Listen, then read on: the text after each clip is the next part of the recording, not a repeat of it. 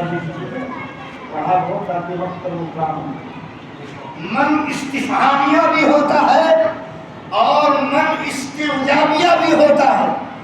من کا لفظ کبھی برائے استفہام استعمال میں آتا ہے اور من کا لفظ کبھی کبھی برائے استعجاب آتا ہے.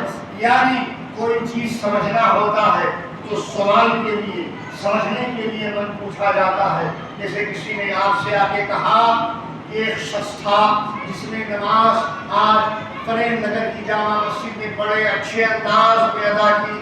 تو آپ سوال کو سمجھتے ہوئے اس کے چہرے کو جاننا چاہتے ہیں. کہتے ہیں من ہوا وہ کون ہے؟ پوچھتے ہیں نا من ہوا. یہ برائے استفہام ہے، یہ برائے استفہام ہے. اور پھر آپ کو ایک خبر دی گئی کہ آپ کے جامع مسجد پریم نگر میں ایک حافظ قرآن نے ایک ہی رات میں پورا قرآن ختم کر دیا.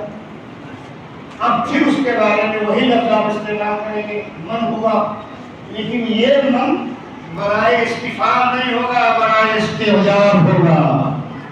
تعجب میں کون خوش نصیب ہے جس نے ایک ہی رات میں پورا قرآن ختم کر دیا.